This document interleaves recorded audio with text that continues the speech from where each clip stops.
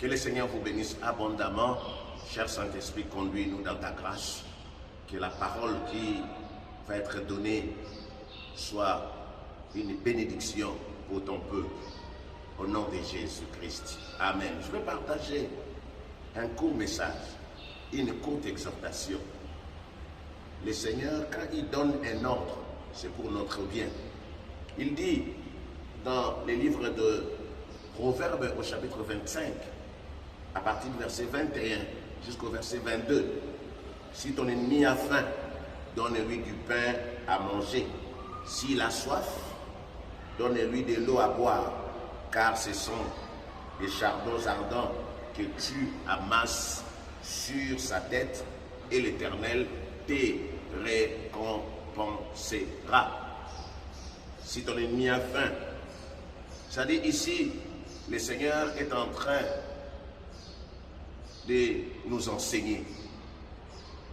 Il nous dit que nous ne pouvons pas nous venger. Même si on te fait du mal, laisse le Seigneur. Laisse agir la colère de Dieu. Ce n'est pas à nous, ce n'est pas à toi de te venger.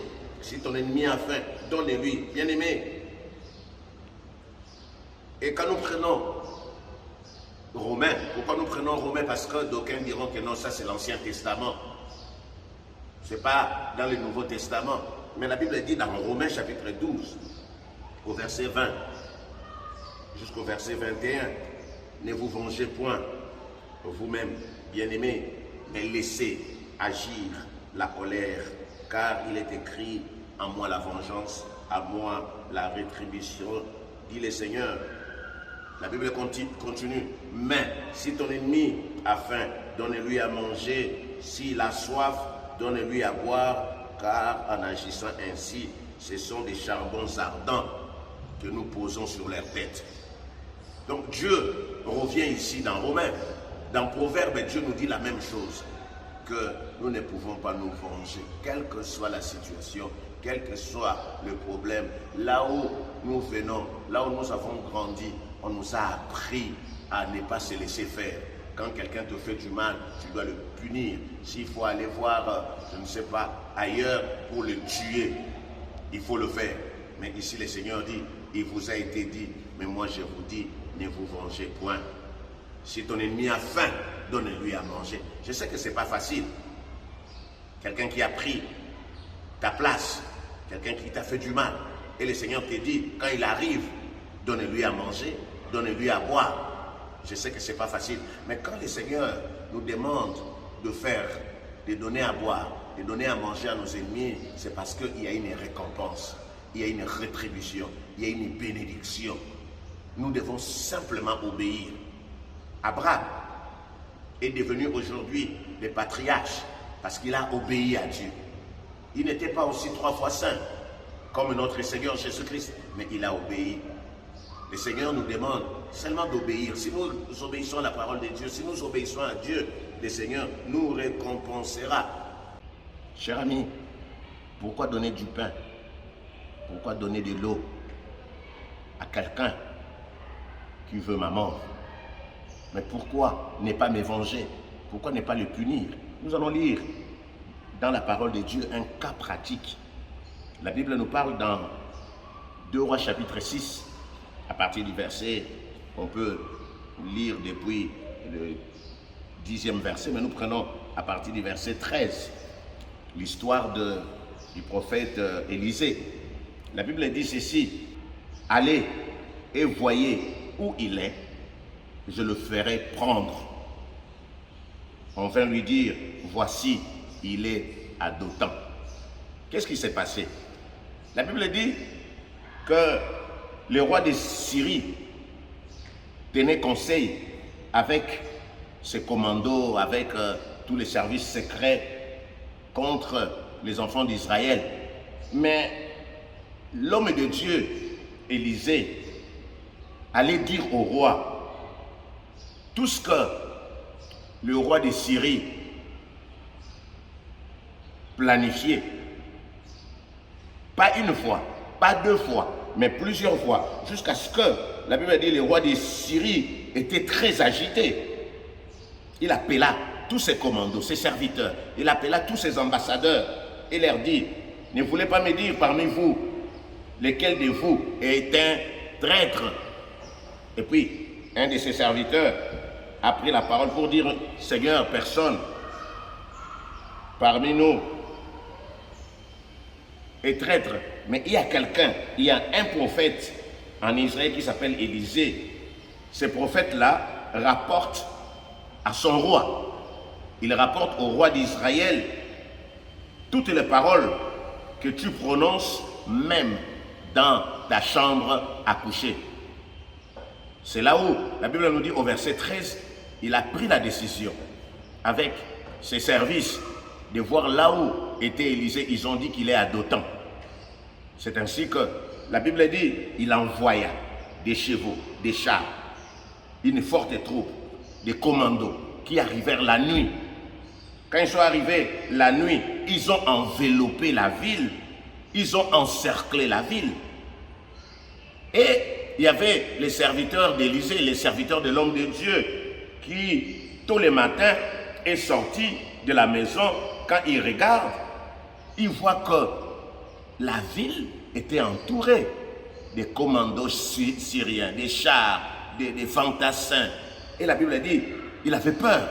Il vient vers Élisée pour dire, c'est fini pour nous, nous allons mourir. Mais Élisée était serein, il était tranquille. Il lui a dit, ne crains point, car ceux qui sont avec nous sont en plus grand nombre que ceux qui sont de l'autre côté, ceux qui sont avec eux. Élisée a prié l'Éternel qui a ouvert les yeux de son serviteur, qui a vu comment est-ce que la montagne était pleine de chevaux et de chars de feu autour d'Élisée. Ça, c'est une autre, comment on appelle ça, un autre enseignement. Mais ce qui est important ici, les Syriens maintenant descendaient pour venir arrêter Élisée.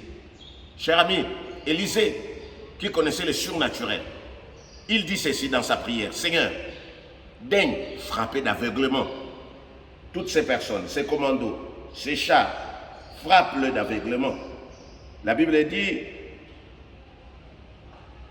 ils se sont retrouvés aveugles. Ils se sont dirigés vers Élisée pour lui poser la question que nous cherchons Élisée. Alléluia. Et Élisée dit, oui, je vais vous montrer, je vais vous indiquer là où se trouve Élisée. Oh, quelle belle histoire, le Seigneur est fidèle. Alors, ils sont rentrés dans la ville avec Élisée. Quand ils sont rentrés dans la ville de Samarie, alors, quand ils sont arrivés en pleine ville, Élisée a prié, Seigneur, daigne leur ouvrir les yeux. Dieu a ouvert les yeux de ces gens. La Bible dit, ils ont effectivement vu qu'ils étaient dans la ville. Mais écoutez, c'était des ennemis.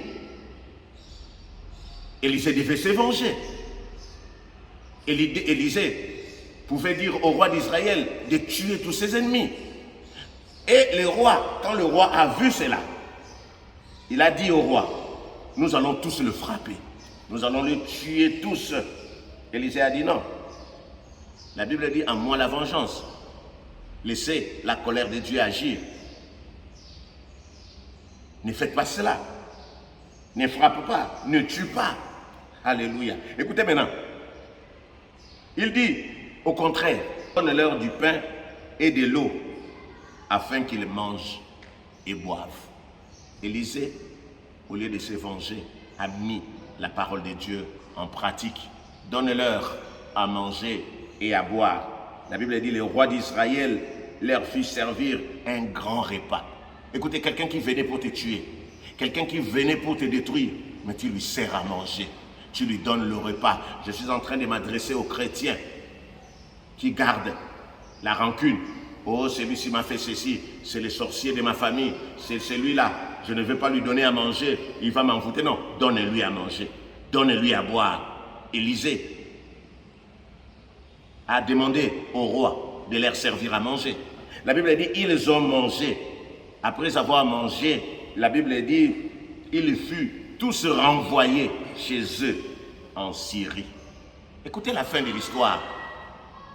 La Bible dit, quand ils sont partis en Israël, les troupes syriennes ne revinrent plus sur le territoire d'Israël. S'il avait tué, les autres commandos allaient venir. Mais comme il a laissé les seigneurs traiter ces problèmes, lui, il a mis juste la parole de Dieu en application. Il a renvoyé ces gens-là. Comme ils étaient partis, la Bible dit, oh, alléluia. Ils ont mangé, après avoir mangé, ils ont été renvoyés, ils ne sont plus jamais revenus pour attaquer Élisée et le roi. Amen. Une sœur m'a fait son témoignage. Elle est venue dans notre ministère. C'était une envoyée. Partout où elle est passée, elle a détruit les enfants de Dieu, les communautés. Elle a tout détruit. Alors quand elle arrive dans notre assemblée, vraiment, vous ne pouvez même pas la soupçonner. Très gentille, très serviable, toujours là, toujours à l'heure. Mais sa mission, c'était de détruire tous les chrétiens, les gens qui venaient, le zélé, l'homme de Dieu. C'était ça sa mission. Il a fait ça à gauche, à droite. Mais quand il est venu, un jour nous étions en train de prier, le Seigneur nous a montré qu'elle était venue pour nous détruire, pour détruire l'œuvre de Dieu. Mais qu'est-ce que le Seigneur nous a dit? Donnez-lui à manger, donnez-lui à boire. Et c'est ce que nous faisions. À chaque fois qu'elle venait chez nous, après la prière, on lui posait la question. Tu as l'argent pour payer les taxis? Tu as mangé? On lui donnait à manger. On lui servait la nourriture, on lui donnait à boire, on lui servait le jus. Et elle m'a dit un jour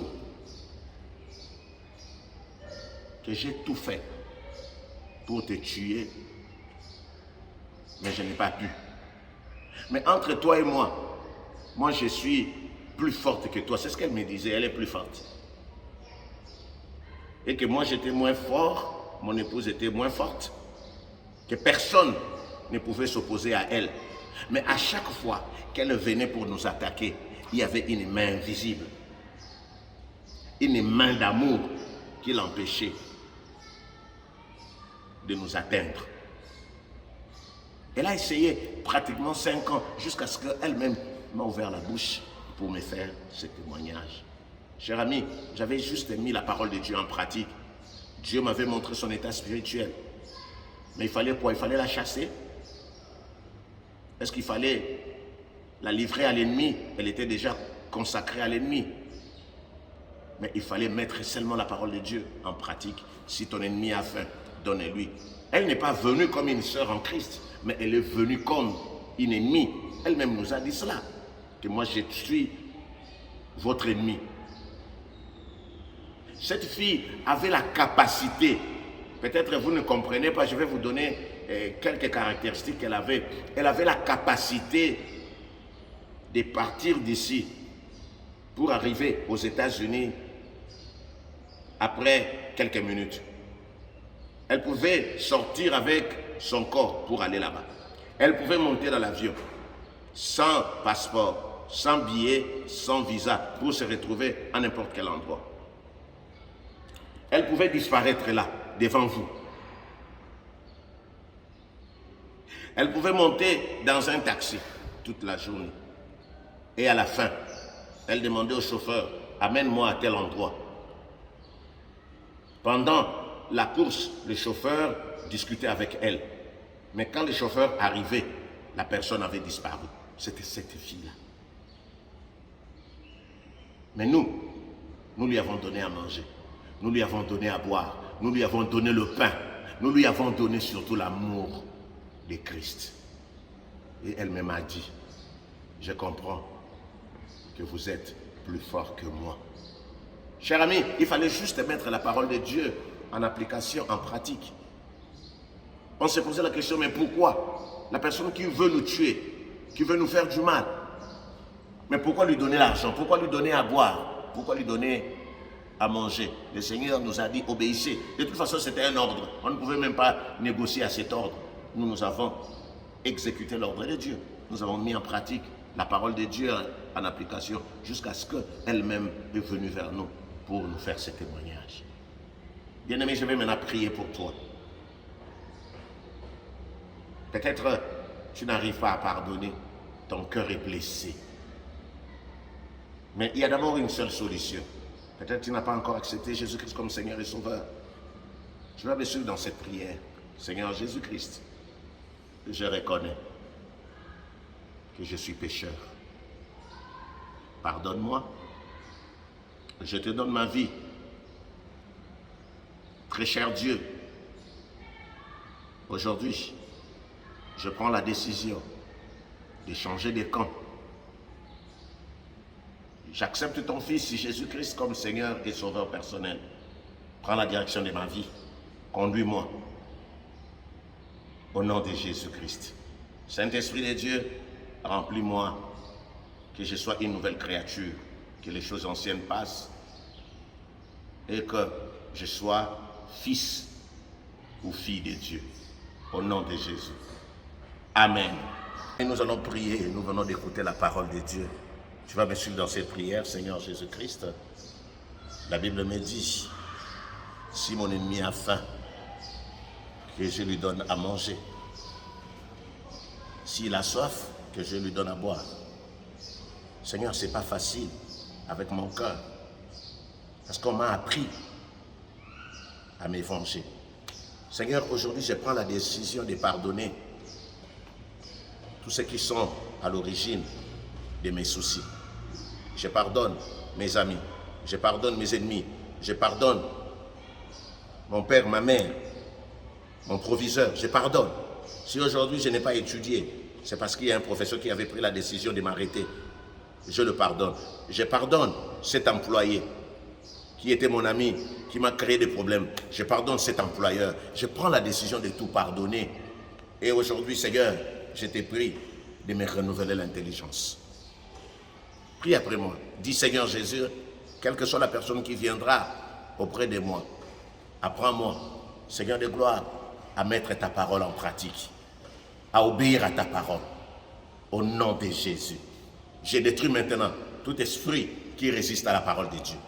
Au nom de Jésus. Toi qui es tombé malade parce que tu n'arrives pas à pardonner, je prie maintenant. Après avoir écouté ce message, que tu sois guéri de tes maux. Toi qui avais des situations bloquées, le Seigneur est en train maintenant de t'ouvrir les portes au nom de Jésus.